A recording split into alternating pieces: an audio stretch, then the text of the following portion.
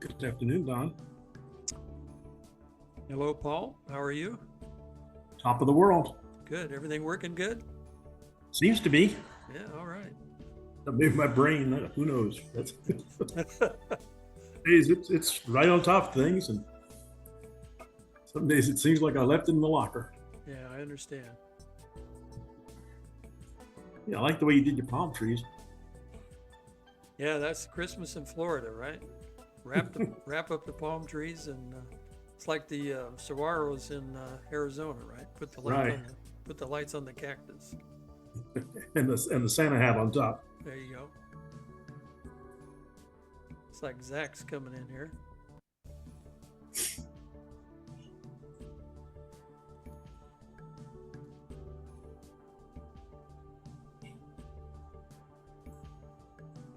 Hello, Mr. Yes. Zach. Hello there. How are you doing? I find this frog here. Good. Mr. Fitch is here. I see him. Hey Zach, how's things way down south? Hey, it's 81 degrees. Yeah, my next door neighbor just moved in from Oregon, and he was out in the front yard putting padding around his pipes. And he said, I thought it was supposed to be cold this time of year. I said, I'm sorry you missed it. That was last week. Yeah, winter comes on Thursday. Yeah. Yeah, I was up on the Grand Canyon last week and it was -5. That's cold enough. Too cold.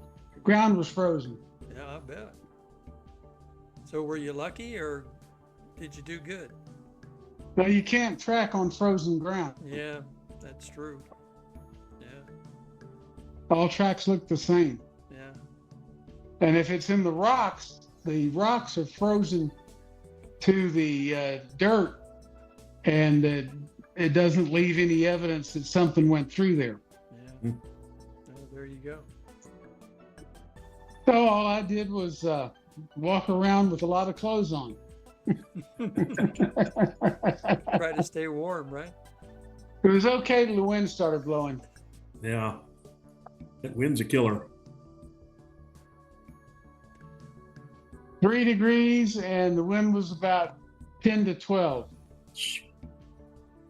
It'll freeze flesh solid in what, 2 minutes?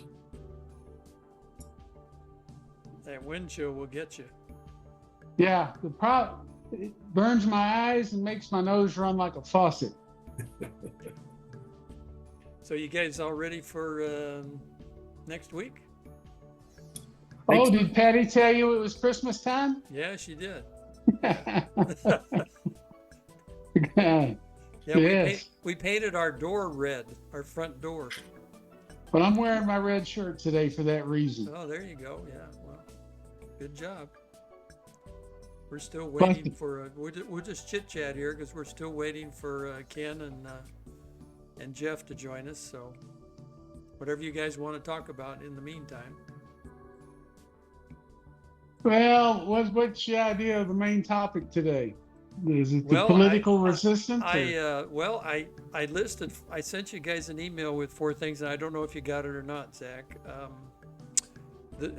One of the things that, of course, everybody was talking about earlier in the week is the drones and who's flying all the drones around.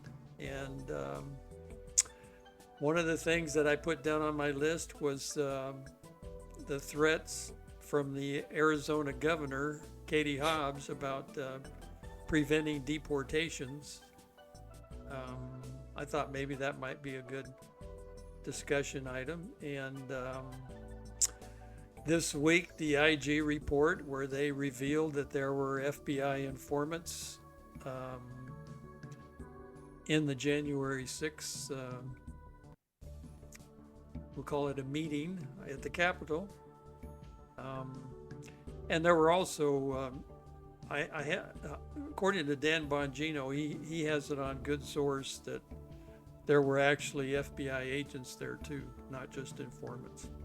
So, and the other thing was this continuing resolution that they tried to push through yesterday through Congress, and it got pretty well shot down by public outrage. So wondering where we're going to go from there. We all voted to shut down the government for 32 days until Trump takes over. So, Well, that would be a good idea. yeah, don't I- just pay the military and pay Medicare and Social Security and just leave her closed. We wouldn't miss any of them anyway, and they're all going to be on vacation most of that time. So, Yeah, that's you got a point there. yeah, we're not. I guess this CR was intended to fund everything up through March, and I don't quite understand that part of it.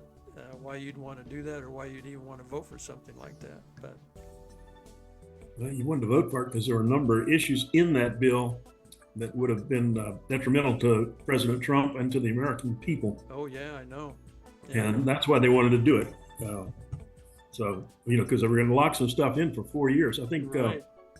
Okay, I'm getting a call from Jeff, so let me see. Hello, Jeff. You're live.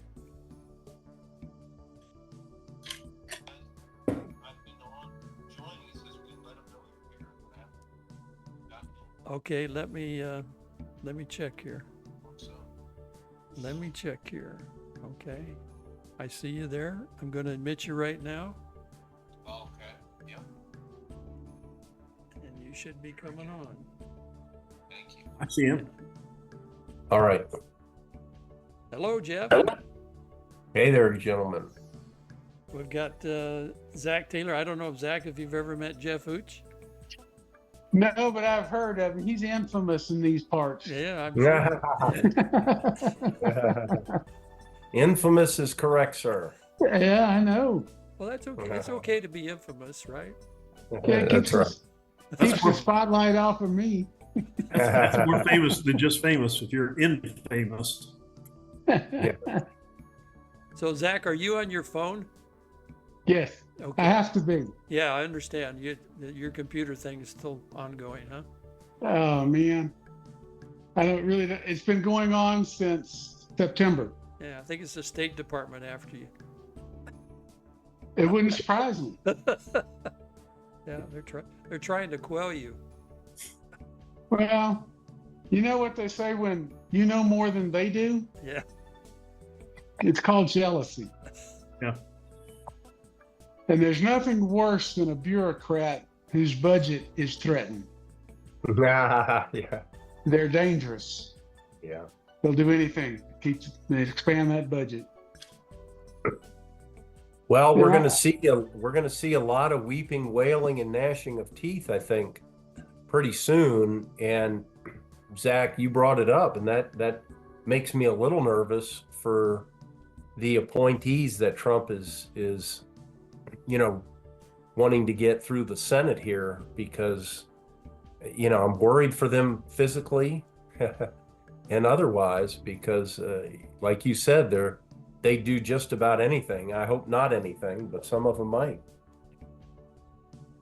Well, my background in law enforcement goes back to the 1960s. Uh-huh.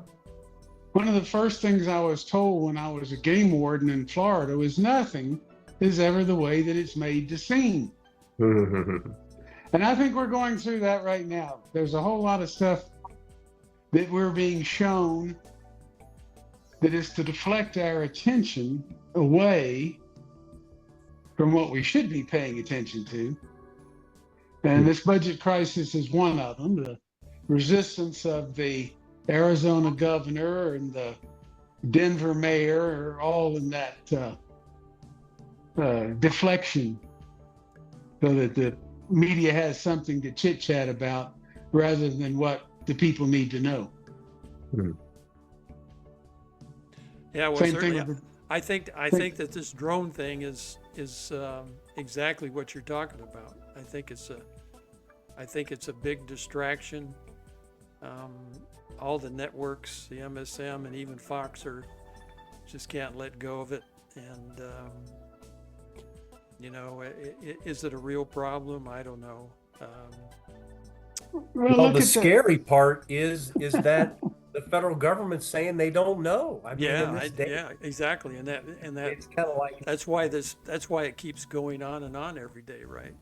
Because they won't admit to it. Now, I guess recently they said, I heard Kirby say that, or I saw where he said that it could be law enforcement.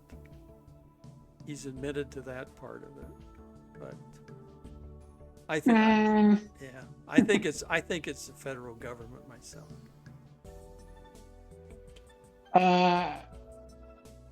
I'm not so sure. Yeah. But well, I want to call your attention to this would-be assassination of this, what was it, some CEO of a health group? Oh yeah, United Healthcare CEO. Yeah. Wait a minute. Look at the initial pictures of the shooting. The victim and the perpetrator are both in the center of the frame, as if it was staged. Yeah. Yeah. And he's apprehended just a short distance away, relatively. Still has the gun and the silencer he's protesting. Mm-hmm. Oh no, give me a break. But Jack, I'm not buying it. do you think the government's lying to us, Zach?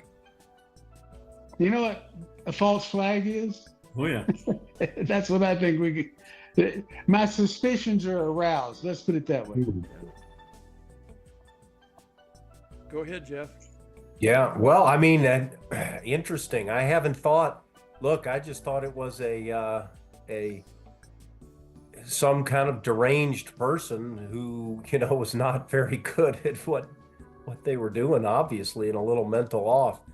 But as you say, Zach, sometimes, 10 years ago, I would have said, Zach, come on, but this day and age, we've been lied to so much. It's really hard to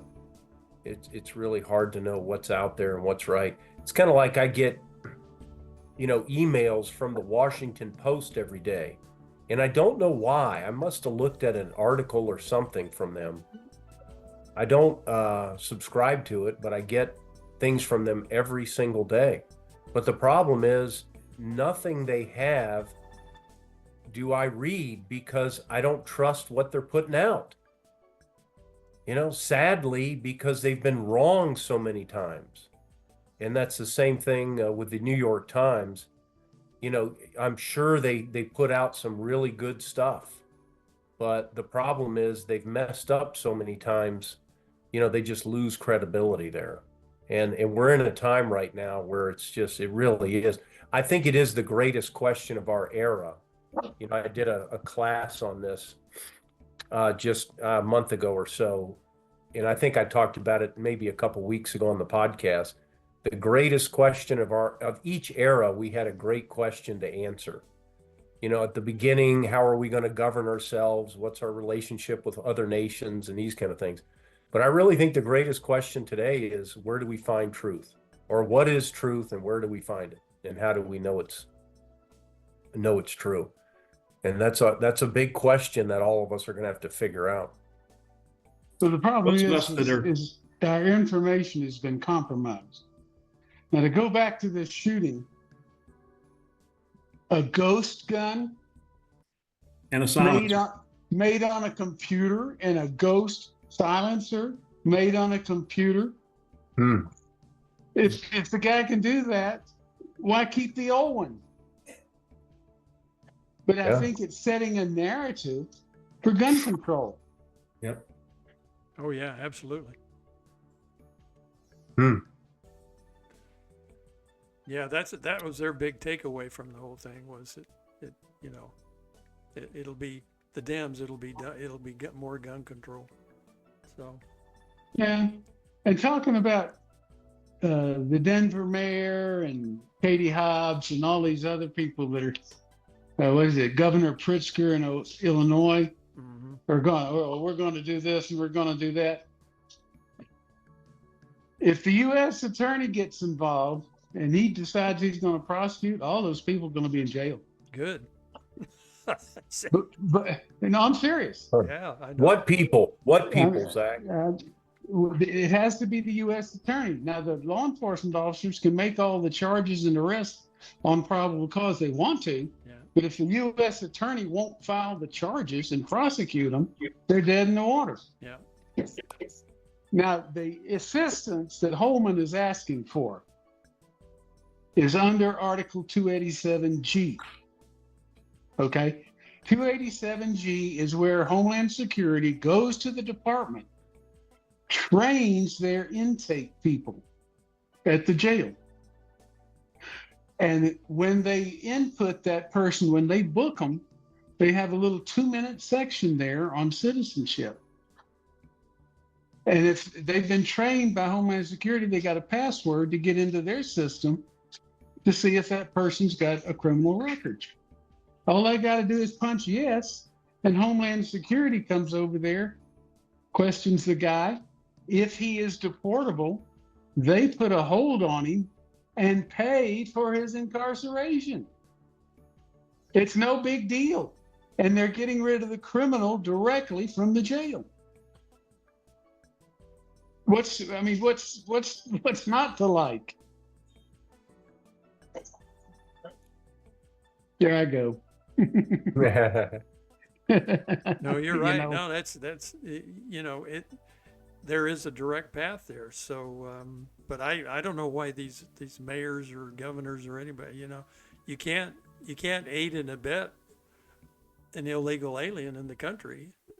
And if you do anything to prevent the federal people from deporting them, that's what you're doing. So you're immediately breaking the law. And I just can't imagine law enforcement in those areas defending those people and actually trying to interfere with deporting these people, because they want to get rid of them too, especially the criminals.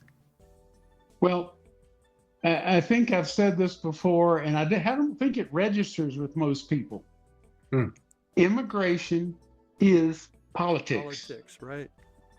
Politics is immigration. It started in 1924 when they put, under the Department of Labor at the time, they created the U.S. Border Patrol. Mm-hmm. And it was to keep the Chinese out of the country. And they were on both borders. But I knew one of the first 10 Border Patrolmen personally. And the politics involved back then makes what's going on today pale by comparison. But Just not the numbers, though, Zach. Oh, well, now let's wait a minute. Okay. We're talking about threats to national security being escorted into the United States by federal officers.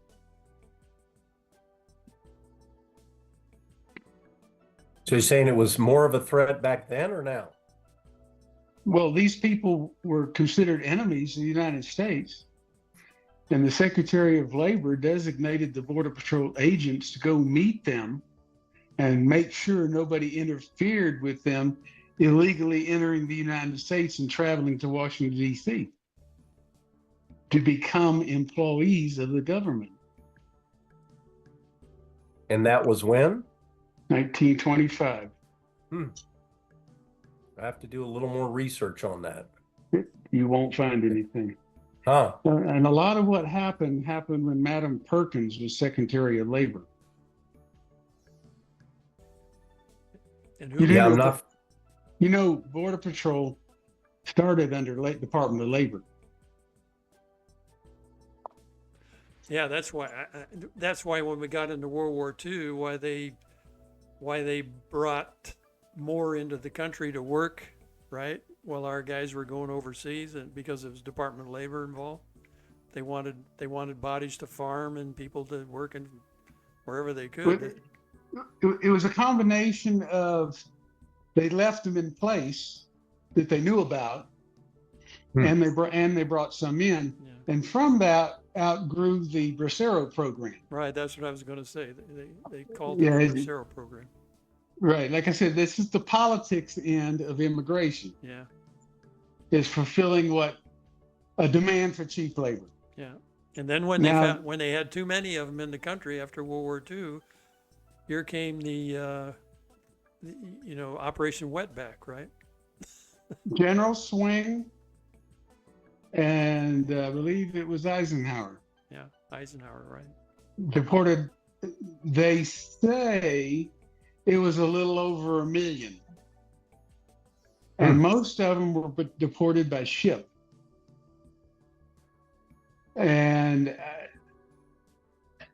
who knows how many there were? It's just like somebody told me the other day that there's 1.5 million aliens in the country we don't know about. I said, "You mean in southern Arizona?" I said, I think it's closer to 30 million Yeah, than it is 1.5. yeah, yeah. It's a lot more than 1.5. We don't know. Yeah, we don't know. That's right. Yeah, We that's, absolutely don't know. that's what you actually wrote in that memo, Zach. That the number is unknown. How many are really Yeah. here? So, Yeah. It's unquantifiable. yeah. Yeah. But Holman is dead right to prioritize the criminal element. Let me try and play this since we're on this subject now, deportation, etc. I have a little video of. I'm trying to think of the guy that works for the Center for Immigration. Zach, is Todd Benson, or is that his name? That doesn't ring a bell. Okay. Anyway, he works with Jessica Vaughn, and and this video was taken. He's down in Mexico. Let me just stand by here and let me see if I can get it played for you. Okay. The migrants reacting to Donald Trump's win. Todd Bensman is a senior national security fellow for the Center for Immigration Studies, and he recently interviewed residents at a Mexico City migrant camp. And here's some of what he saw. He's hearing that on the 18th that they're going to open the borders. If that's true, he's asking right now. I don't think so. Pienso que no. I don't think so. No, pienso que no. So Todd joins us now to break this all down. So Todd, what are the people at the camps telling you now that Donald Trump is going to be the next president of the United States? What are they doing? Are they changing their plans? A couple of things. One is I would say the majority are planning to go home. They're going to turn around and go home. They're here waiting for CBP-1 parole on the phone application for parole, which is just severely overwhelmed. And so the wait is really long, and there's obviously not much time to wait because Trump is coming to town. So I'm saying, well, what are you going to do when he cancels CBP-1? And they're telling me I'm going home. So I think a large number are going to go home, and those that would have come will stay home in their villages going forward. CBP-1 and all those programs are going to be canceled. Now, there's another group. The reason I'm out here at railroad tracks is because I've spent all day long with migrants that are jumping these freight trains in desperation. They have CBP-1 applications, but they're not waiting. They're afraid that their number won't be called in time before Trump gets sworn into office. So they're jumping these freight trains and heading north. I just was with all day long with a group of about 30 who were waiting, and finally it came, and they all got on and that sort of thing. But they face another problem, which is Trump's tariff threat. Trump threatened the Mexican government with 25% tariffs as soon as he entered office if they didn't use their military to shut down the northward movement. And I saw them do that. The Mexican government is doing that. I watched all these immigrants climb aboard the freight train just half an hour ago. And then the National Guard shows up with INAMI, Mexican immigration, and chases them all down, and they filled their vans with them and took them in, and they're shipping them south. So they have to contend with the Mexicans before they have to contend with the Americans under Trump. So really, I see the gate closing completely on these whoever's left down here. They're just sort of out of luck, in my opinion. That's unbelievable compared to where we were not so long ago, right? Struggling to get your weight back on track, but don't know how to get started? In the next couple of minutes, I'm going to show you how you can start burning fat right, talking to you about the potential of hundreds of thousands of people coming in. I mean, really is remarkable. I mean, and this is just Trump asserting his will before he even becomes president. I mean, you seem fairly confident about this. People are telling That's you right. these things. Yeah, that's right. And I will tell you that I interviewed a senior Scheinbaum government official about all of this. I can't name names or anything because it was off the record, but I will tell you that the administration is they're taking a hardline stance on certain things that Trump plans to do, but they also recognize that they don't stand a chance economically to do economic war, trade war with the United States, which is what they're going to get. They're saying things like, we're not going to accept non-Mexicans back, or maybe we'll take a few Central Americans, but all the rest we're not going to take back, that sort of thing. And they're going to have to change their tune on that because Trump's probably going to be pushing a lot more than just Mexicans back on day one, deportations and just expulsions at the border. Yeah. So on that note, when you look at Trump sending them back, right, we have sanctuary cities all over the United States. And we know that in New York right now, they're putting everybody up in the hotels. And there are now reports out from ICE. I think that there are around 700,000 illegals in New York City, and 60,000 of them have previous felony convictions or face pending charges right now. So what are we going to do? What is the solution then going to be here in sanctuary cities across the U.S.? Well, Tom Homan is out there, on the media circuit telling you what he's going to do. It may not be right away. They're going to have to remember the Biden-Harris administration have systematically dismantled the deportation and detention machine and system. So it has to be rebuilt. They only have 6,000 or 7,000 ICE deportation agents. They're going to need intel, but Homan is saying he's going to flood the zone with agents. They'll sit outside the jails. They'll sit outside prisons as they come out and try to figure out who's deportable. They'll sit outside of immigration courts. They'll do what they have to figure out where people live and track them down in those blue cities. It's not going to be easy. It might be tedious, but he's promising to try as hard as he possibly can with as much resources as Trump is going to give him, which looks like it's going to be a lot. It's going to take a little minute, I think, before they can gin it up to really tackle those blue cities. I want to point out one thing about those blue cities that are Trump-proofing themselves. What they're Trump-proofing against is just telling ICE where the criminal aliens are.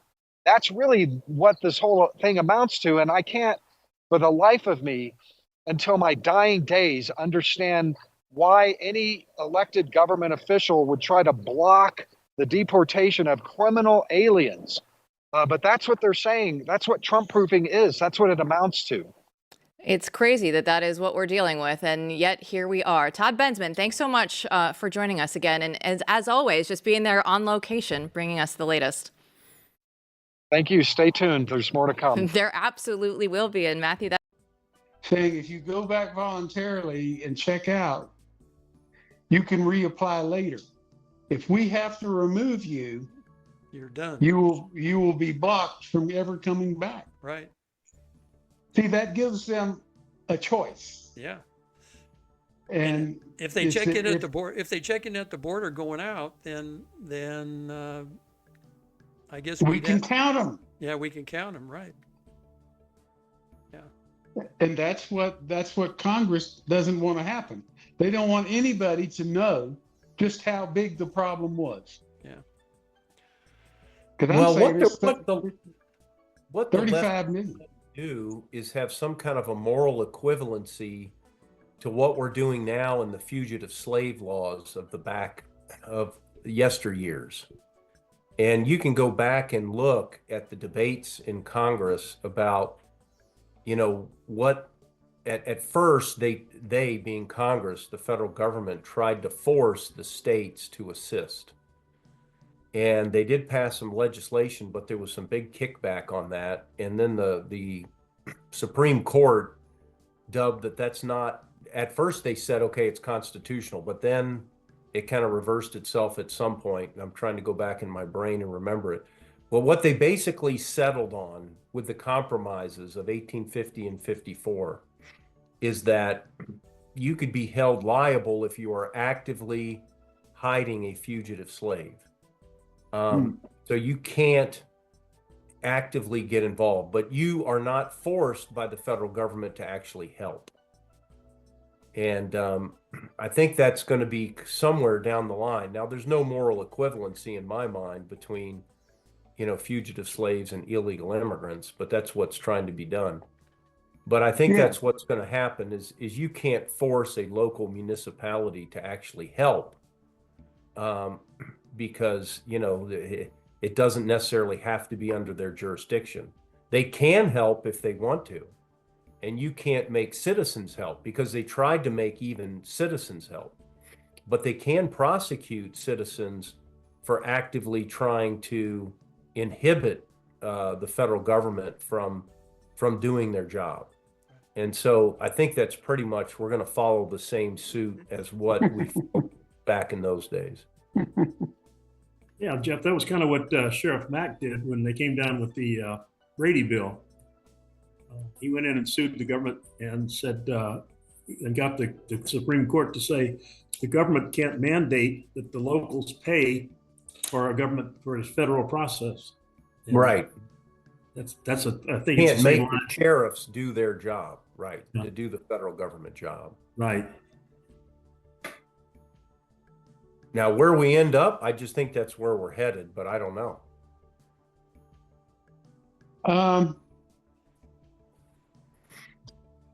I've got a gut feeling that America in general has watched this pendulum swing way too far to the left. Yeah.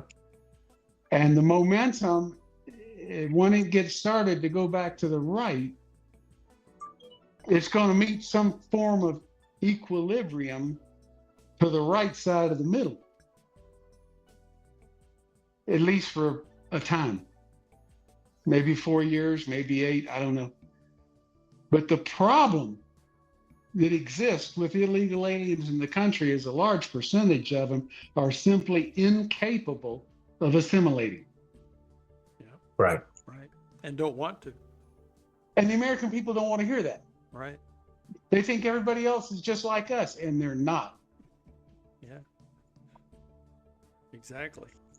Well, that comes under the title of what does it mean to be an American? And Biden, a few years ago says you can't define an American. And I just went ape nuts on that because you can define an American. It's like you can't define a Pittsburgh Steelers fan. Yeah, you can. You're here for the Pittsburgh Steelers and want them to win, and there's varying degrees of zealots who support the Pittsburgh Steelers, but you can define an American. And if people come over here and assimilate and take on our vision, our values, our priority of principles, support and defend the structure that we have and hold dear, the Constitution, and understand the way we execute our laws, then I'm one that welcomes them. But part of it is being applicable to the law. And, you go back to Lincoln saying, as soon as we throw the law out, then even the lawful start to become lawless because they're like, what's the use? If nobody else is following the law, why do I have to? That's exactly what they're doing right now in major cities. That's what defund the police was all about. Yeah, so hopefully we've reached the insanity point that I do hope it finds equilibrium, but equilibrium to me is not saying, okay, we're okay with 3 or 4 illegals coming through. We got to follow the law and so we have a secure border. And I would be okay with upping the number of people coming through as long as we decide who we want on our team. Vet them. Yeah, we decide who we want in. You don't let anybody into the Pittsburgh Steelers. I don't let anybody into my home. And why would we let anybody? It's just mathematically impossible to do. And we can help people. I mean, I really believe the only reason the Mexican government has not become more liberal. And what I mean by that is, liberal in the sense of democratically liberal historically, and become a better place for their citizens is because they have a safety valve with the United States. So yes, we are getting some of their criminals, but we've also gotten a lot of their doers and people who would be causing problems in their native country. And what I mean by that, trying to change the government so they have opportunity. They'd be trying to make their own country more fertile. Yeah. And we are their outlet. We are their safety valve. Their vent on their steam increasing in their Instapot. And it's time for them to take care of their own people. And we can help in other ways by encouraging and teaching and whatever else ways we want to do. But the way we're doing it now not only hurts us, it does hurt the nations that these people are coming from. Yep. And in effect, lessening the impact they could have in their own nations. And it's interesting too that we've sent so many jobs down there, in manufacturing plants, et cetera, the auto plants, and that's kind of had a negative effect on our economy too, for our work, for our own manufacturing. So that helped them out, but they didn't recognize and they didn't adjust to that, right? Say, oh, geez, stay here and you can work in Mexico and you'll be fine. They just evidently encourage their people to come up north. So I have a little different view of that. I'm sitting right here on the border. We've got 2 ports of entry in Nogales, Mariposa, and Grand Avenue. Yep. As many as 720 trucks a day come through Mariposa. mm-hmm. The problem, and I saw this when they started the maquilas. The cheapest forms of commercial transportation is water and rail. Mexico has developed ports of entry on both coasts for water transportation, and it has rail infrastructure and highway infrastructure to the rail and to the water. Why did they build the factories, the maquilas, directly on the border? Why didn't they build them inside the Mexico where the people already were that had the skills? Mm-hmm. They could have gone to Nayarit, where those people make beautiful jewelry and have good fine work and put good computers together. They could have gone to another place that already is medium to heavy industrial and put in a car factory. Why do they have to put it in? As far as I'm concerned, if it's within 100 miles of the border, it's on the border. Yeah. Okay. So why did they do it, Zach? To destabilize both countries. Because they had essentially 40,000 jobs on the U.S. border, 400,000 people responded, and there was nothing here for them. So they came into the United States. They became hungry, they became displaced. It was easy to get them to violate the law. If you want to hide a pea, you hide it in a field full of stuff that looks like a pea. Right? So if you've got a criminal, and calling them cartels is a misnomer. They're transnational criminals because they're violating the law on both sides of the border. Okay? The people in Mexico would not smuggle one fentanyl pill across this border if they didn't have someone that they trusted on this side to receive it, Helping them out. and return to them the profit of the sale. Yep. So when they've got 400,000 people up here, they can hide that pea very easily. Before they started this open borders stuff 4 years ago, the smugglers on the border said they were having about a 40% chance of getting their smuggled product into the United States. Wow. Whatever it was. That's lower than I thought. That's lower. I thought they'd be Yeah, higher. But now they're higher, I'll bet. over 93%. Yeah. Yeah, now it's guaranteed almost. Well, this is what a guy from Colombia told me one time. He said, if I've got 1,000 pounds to move into the United States, if I've got it to sell, I'll break it up in 100-pound lots. Yeah. He says, all I have to do is get one through and I break even. Hmm. He said, if I'm at 39%, I get 4 through and I make money on 3. And there you go. What's the deterrent? It's just, in their mind, the price of doing business. Right. Yeah, they don't care what, what gets caught or what gets found or et cetera. Yeah. Good I'm point. just surprised the American people, especially with the fentanyl deaths, have really not. And I know, look, Trump's in and we won and hopefully things will change.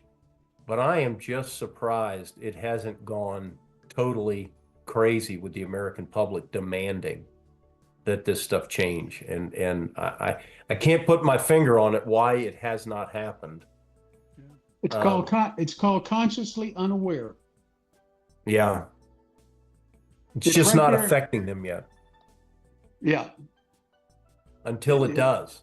Until a nephew or a brother or a dad or a son or a daughter, Yeah. Get caught up into this stuff. But it's close enough that it's going to hit all of us at some point.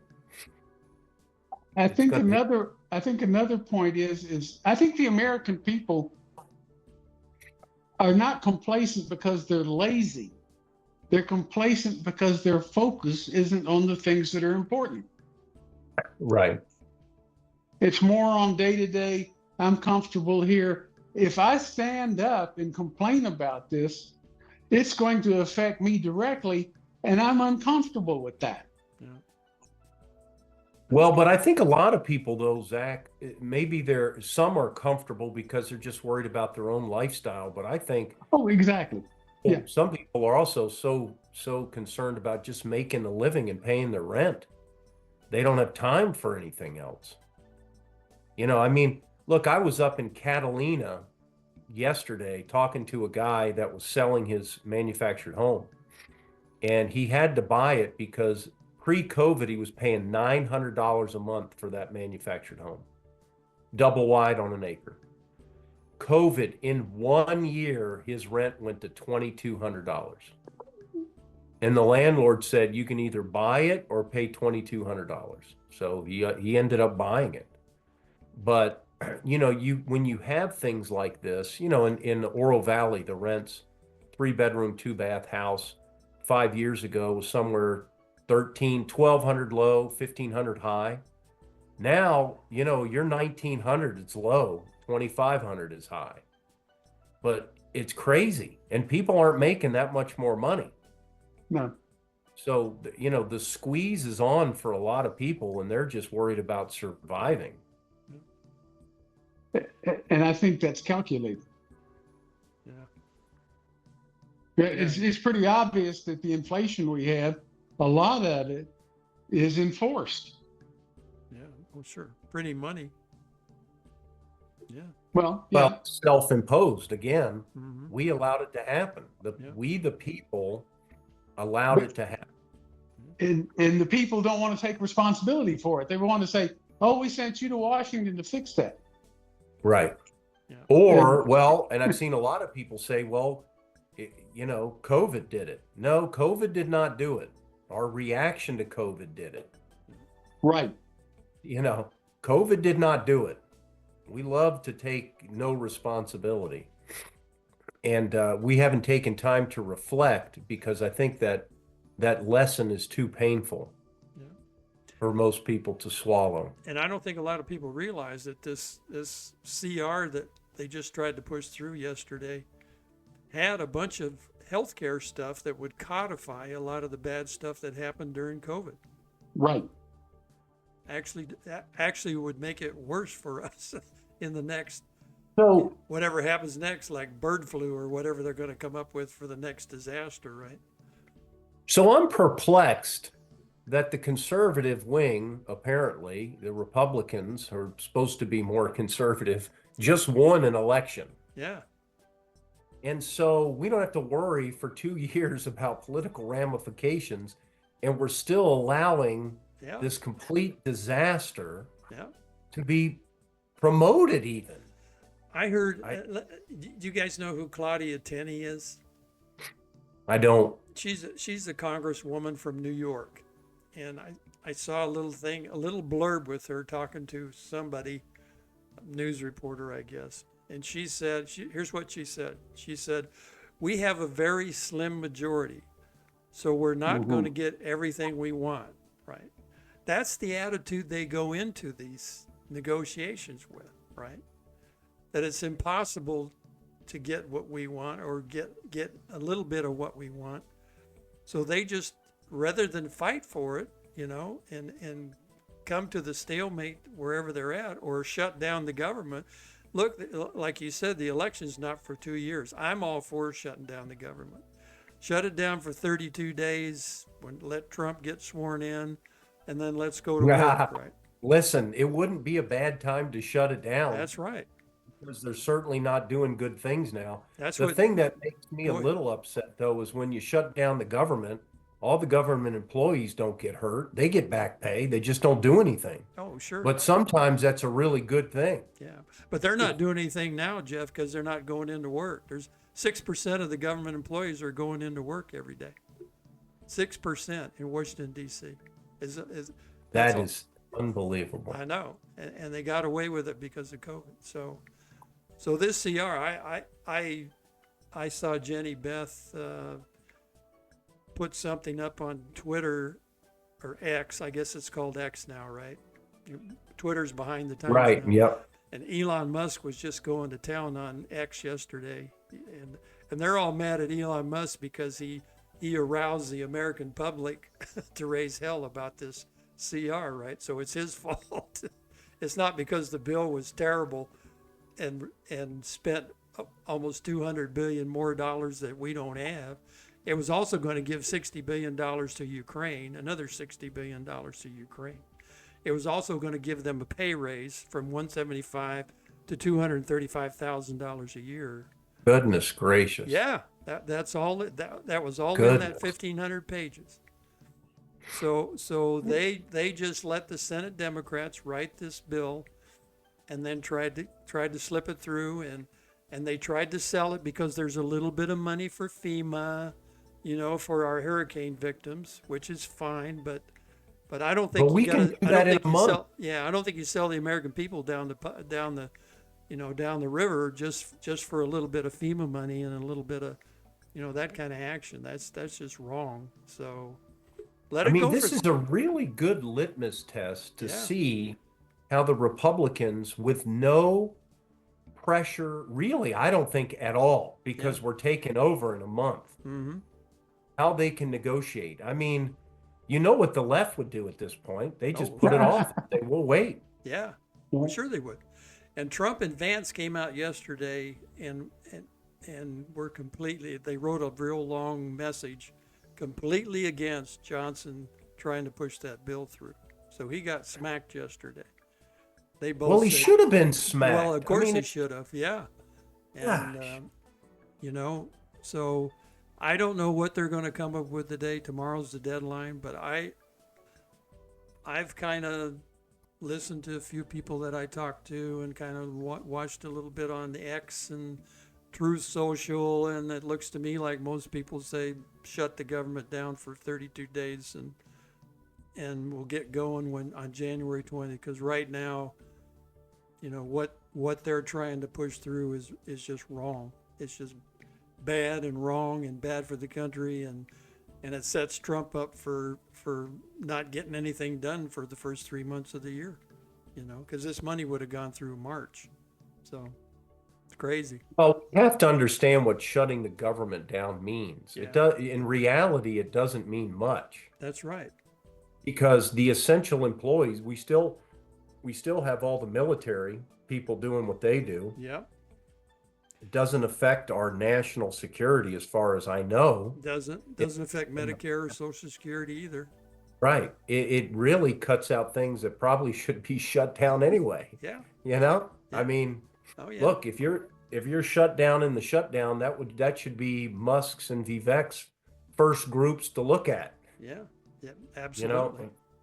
Well, they were frustrated because I know people were talking today about how all these Republicans just a couple of weeks ago were in there kissing Musk and Vivek Ramaswamy's, rear ends about this, what do they call it? Doge? Yeah. DOGE, and cutting government spending. Oh, they were all in there just kissing on them and loving them up. And now they're back 2 weeks later, back to the same old CR, blow the budget, spend money you don't have on things you absolutely don't need to do. Yeah. Everybody pointed that out. So, Did they bring it to a vote? I don't even know. No, they trashed it. Okay. Yeah. Because if they did, I'd like to know the Republicans that voted for it. Yeah, I mean, really. They trashed it last night. They didn't even try to get it in.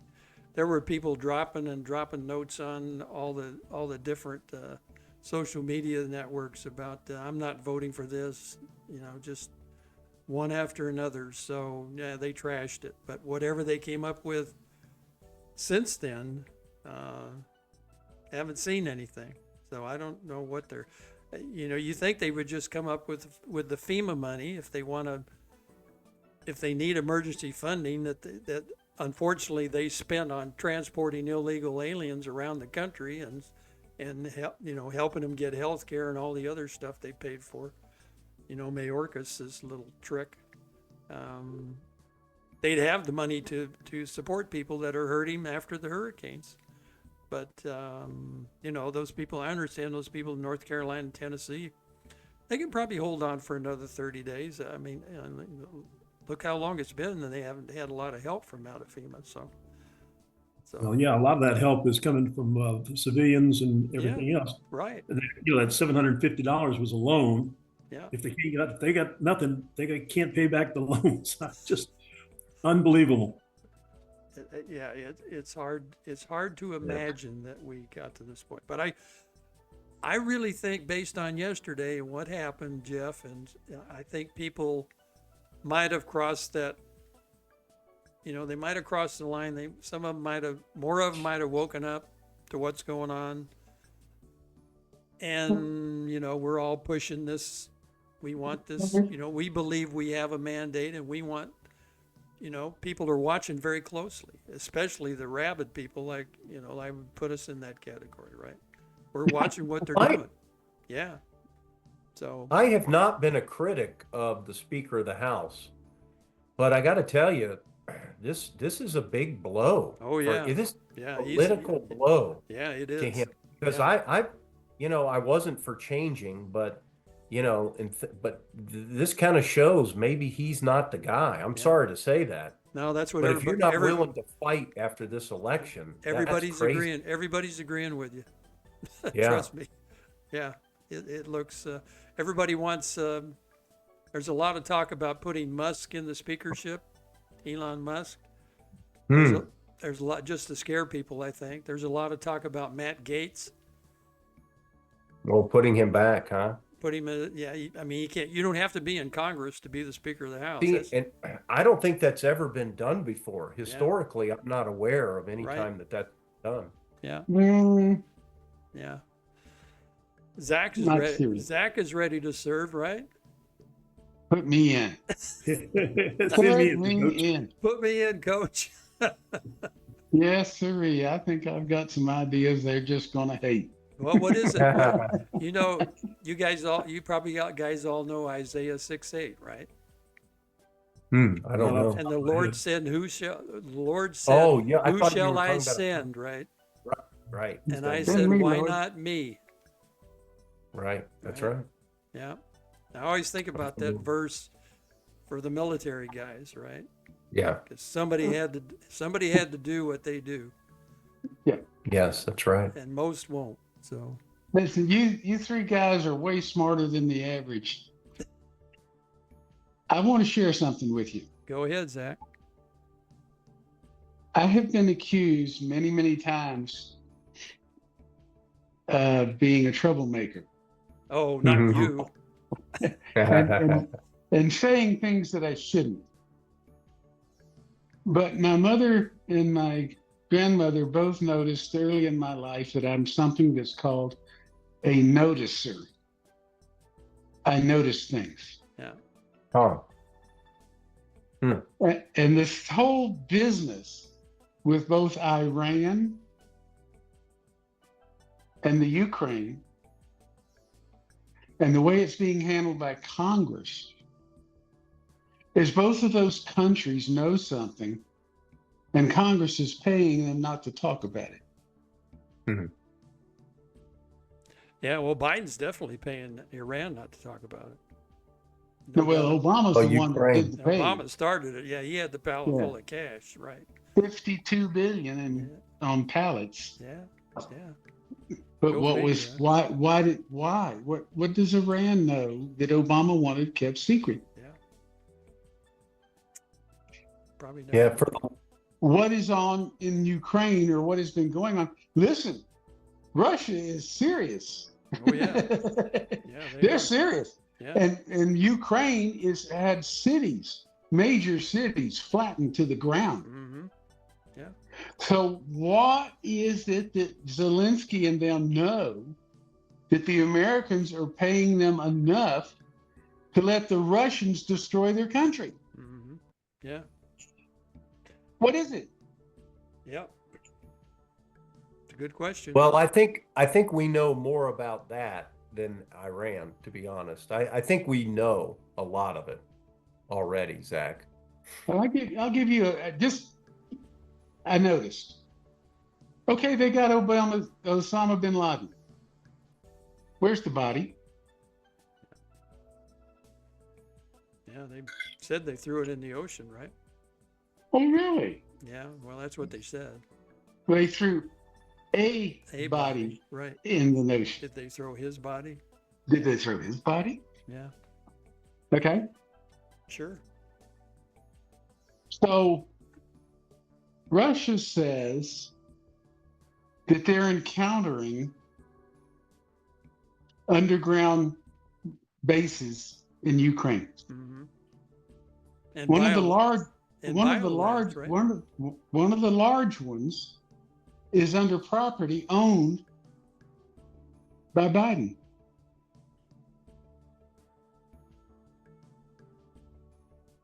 Now you're going to get in trouble. Well, I mean, that's what the Russians are saying. Yeah. Oh, yeah. I know. Yeah. Okay. I haven't heard that. Huh. In that underground, they're calling it a DUMB. Right. Deep Underground Military Base. So that means it has a military connotation and that there is a biological laboratory in that underground system under Biden's property. Right.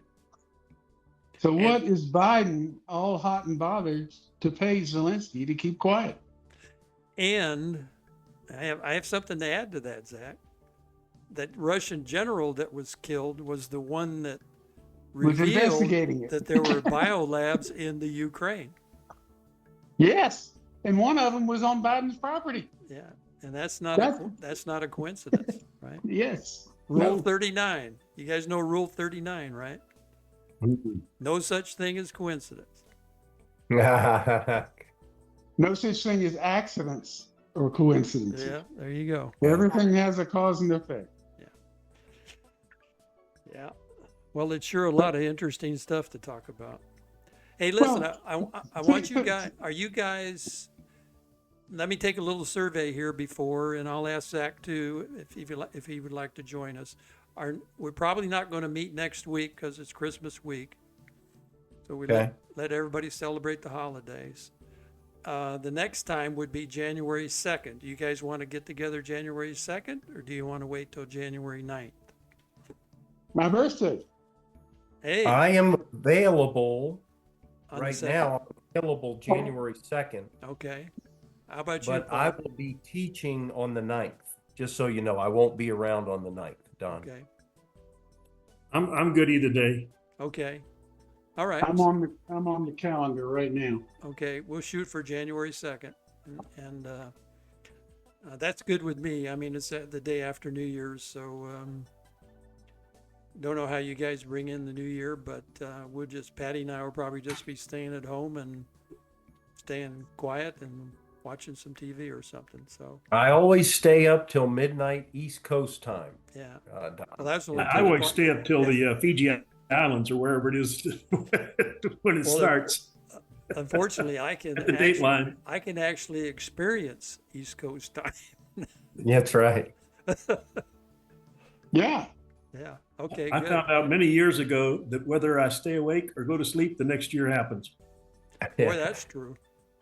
Yeah, that's true. At least so far, Paul. So far.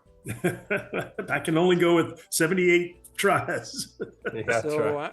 I'm gonna hope that you guys, and I'm gonna wish you guys all a Merry Christmas and a Happy New Year now. And I hope all your families are safe and everybody's good. Stay safe. It's really great to talk to you guys every week, and I really appreciate you joining with me to do this show. And we're slowly picking up more viewers all the time. I told you before, we actually get more viewers on Rumble than we do on YouTube. Huh. And it's possible anything that we say we could get kicked off of YouTube at any time. So anyway, I appreciate it very much, and I hope you guys enjoyed doing this. It's a lot of fun. Thank you, Don, for Yeah. leading the charge there. Oh, sure. Yeah. And And let's remember the reason for the season, right? that's right. Yeah, the reason for the season is Jesus Christ Almighty. So Amen. His birth, and that's the most important thing. And the rest of it is nice, but yeah, that's it. So we'll be going to services at 4:30 on Christmas Eve, and I want to God bless all of you guys. Thank And you. back at you. Thank you. Okay, we'll see Appreciate you. y'all. We'll see you January 2nd. Sounds great. Yeah. All righty. Enjoy. Take Till care. next year. Happy.